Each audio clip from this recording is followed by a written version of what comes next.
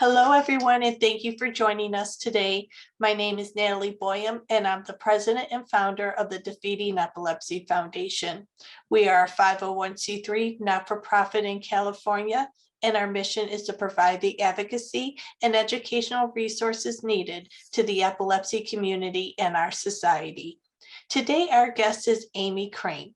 Amy is a special education teacher and the author of In My Right Mind, My Life with Epilepsy.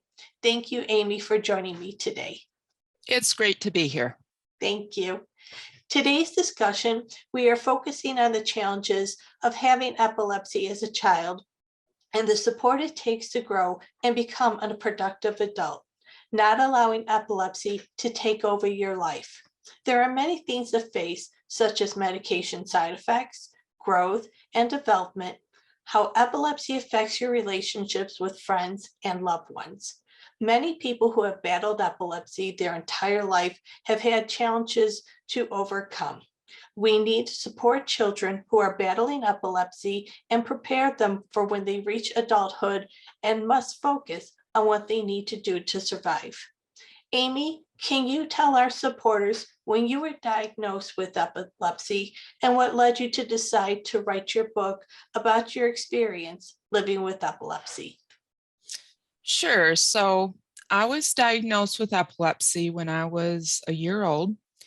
I'm not sure if doctors had a diagnosis of the specific type of seizure that I had, but they did diagnose me as having epilepsy soon after I had a convulsion when I was 11 months old.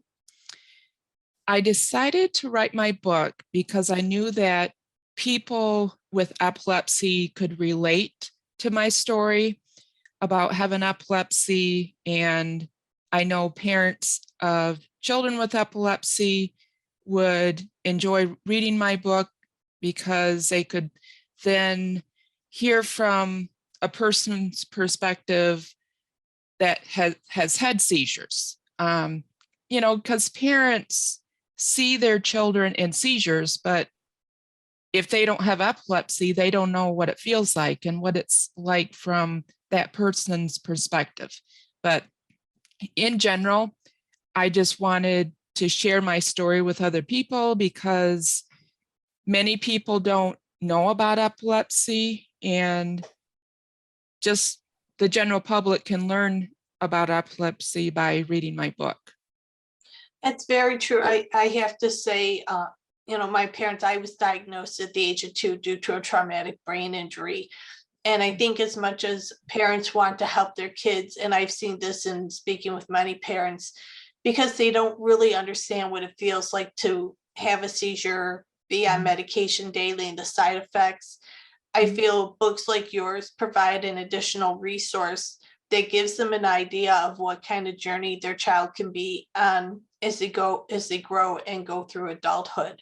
And I feel we haven't, especially myself as a child, I really feel those resources have not been made available to parents and other caregivers to give them an idea of what their loved one is dealing with. Mm-hmm. For sure. So I read about your mother's experience with the doctors and nurses the first time you had a seizure. To say it was a frightening experience is an understatement. Can you describe what happened? Sure. So I had a high fever at home when I was an infant, and my mom rushed me to the emergency room.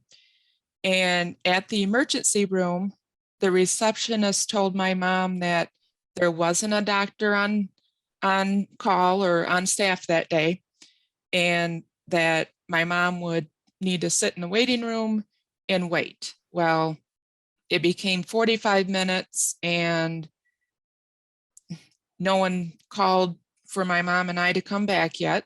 My mom was just sitting in the waiting room with me.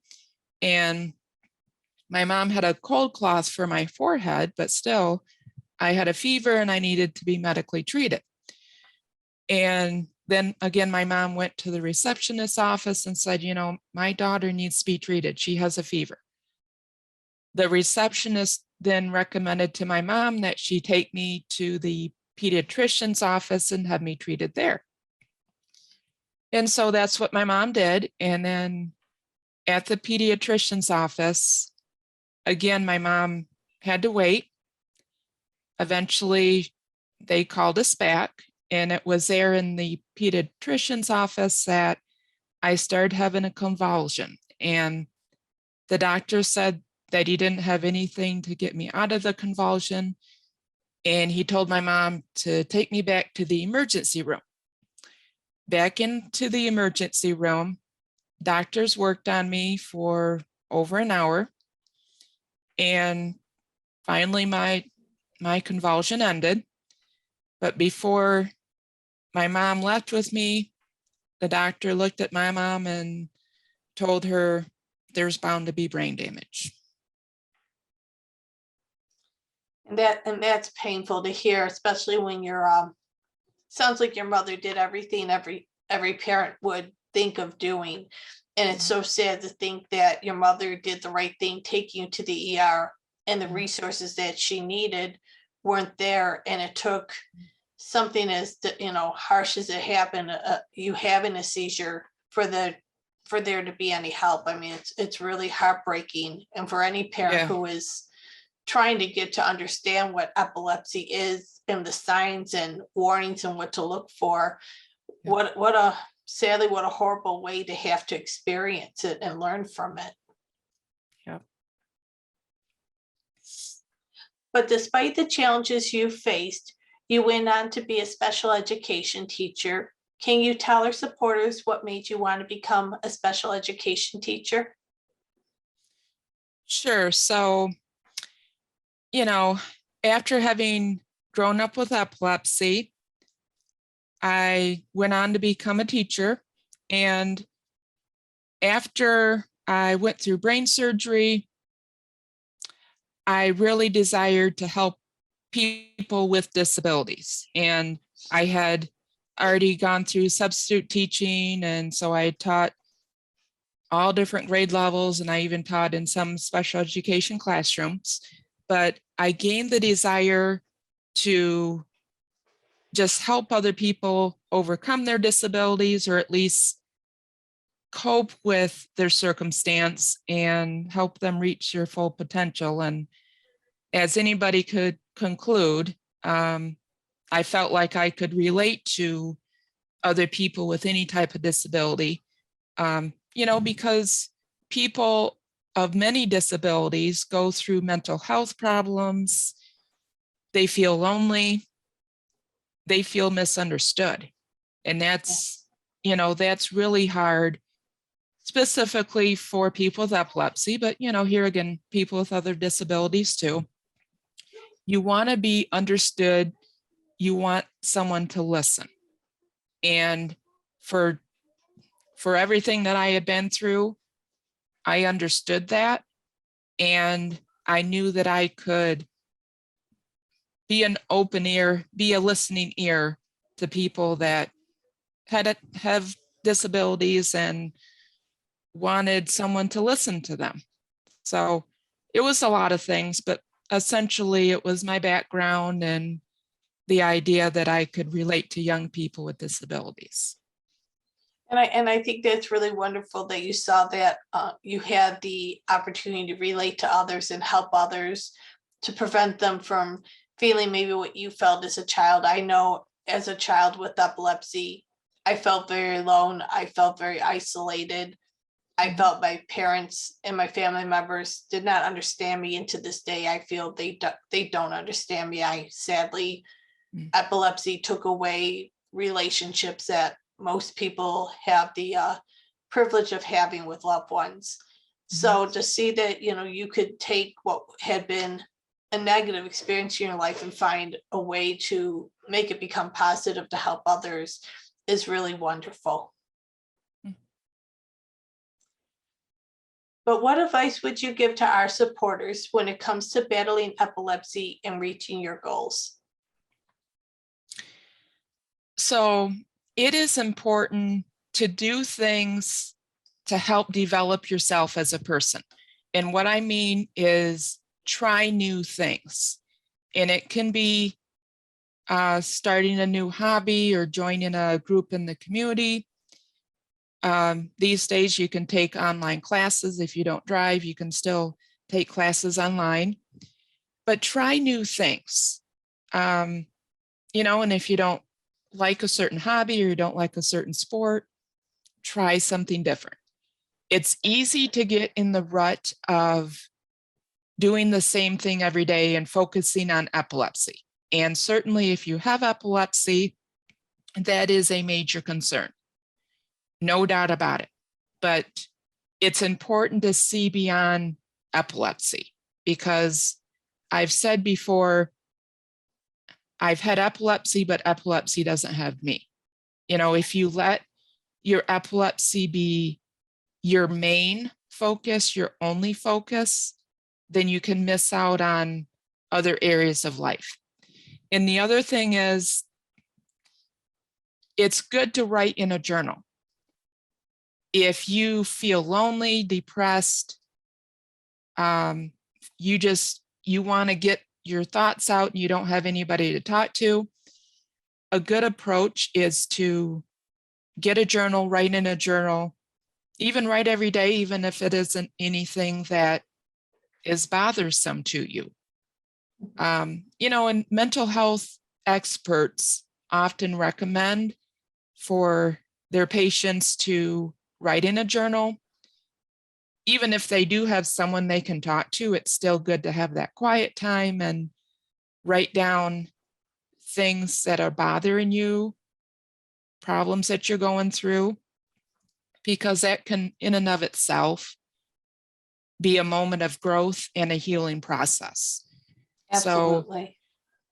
So, it's just, here again, I just want to reiterate that your epilepsy can be too much of a focus, and it shouldn't be that constant black cloud, so to speak, over your life. Like, epilepsy is the only thing that's in your life, because there can be more in your life. And, as with anybody, you can have purpose in life. Each person has his or her own abilities, strengths, weaknesses. Everybody can contribute to society in a positive way if they find some way that they can contribute to society. And it can be as simple as volunteering. It can be getting a part-time job.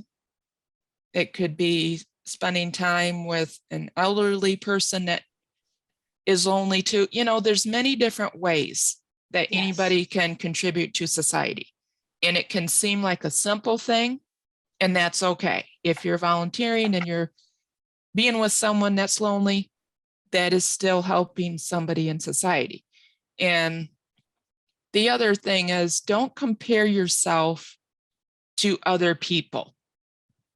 Because if you compare yourself to someone that seems to be so successful in life, and they're healthy and they have a family and their life seems so good, and maybe they have things that you don't have because of your epilepsy, you're going to feel discouraged.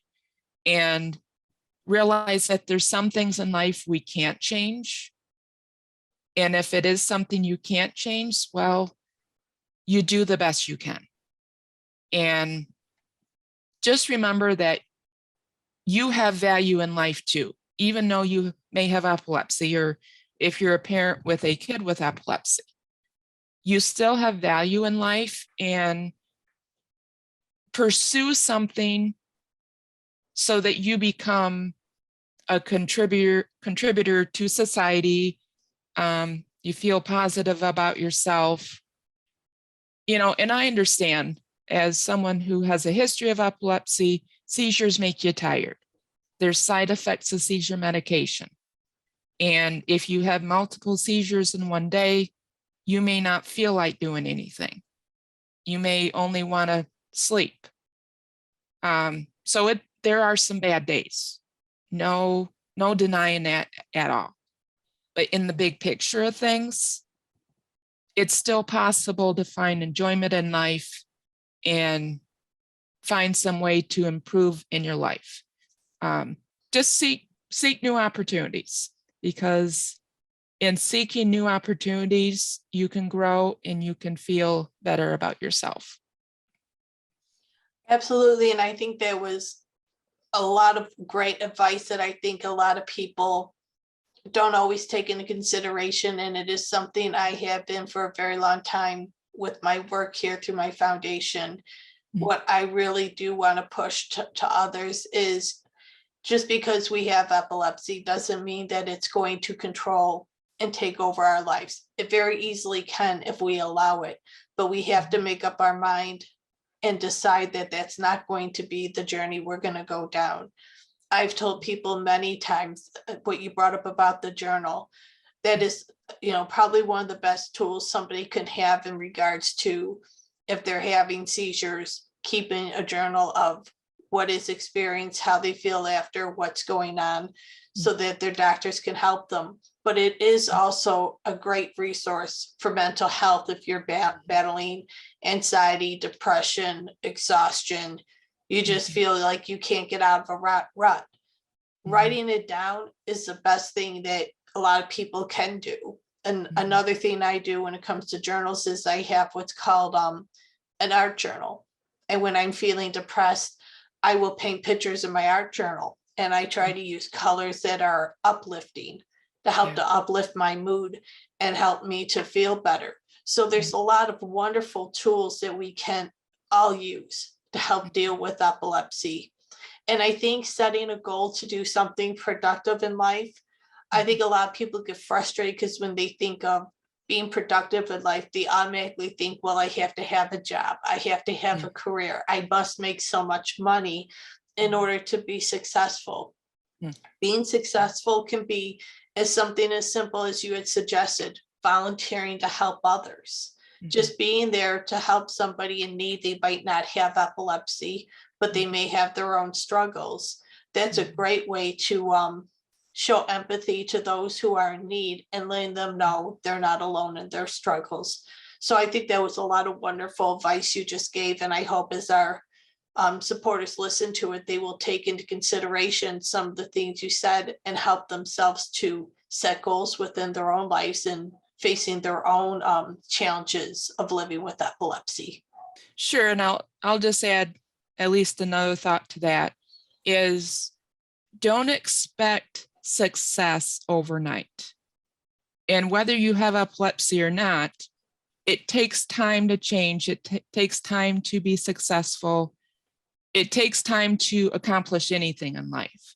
Yes. And, whether it be exercise to be healthier or starting new friendships or starting a new job, it takes time to make those situations positive or to be successful in those situations.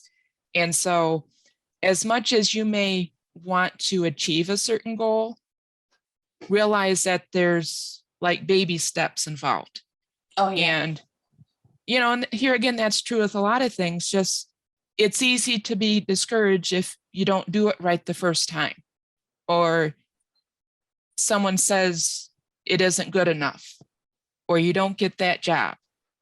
Yeah. If something doesn't work out, just realize there are other paths to go down. It may not be that job. It may not be that friend. Whatever it is, just don't expect success overnight, because you can only get discouraged if you're expecting success in a day, in a week, in a month. Oh, absolutely.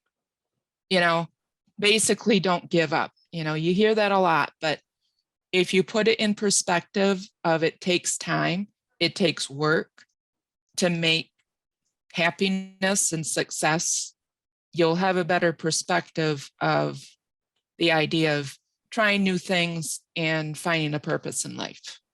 Oh, absolutely. And I can say I've experienced that within my own life after I did my undergraduate work. My seizures, I had some seizures, lost my license, and I was depending on family quite a bit. So rather than going on to graduate school, I went back to work. I had to get myself together, make sure I could support myself, be able to afford my medication and survive. And for many years, because I hadn't gone right on to graduate school, I was very angry with myself. I was very depressed. I couldn't understand, why I couldn't get ahead. At one point, I even thought to myself, well, why did I even do my undergraduate degrees? Why did I spend that money and do all that work where now it just looks like I have a piece of paper on the wall in a frame and nothing more?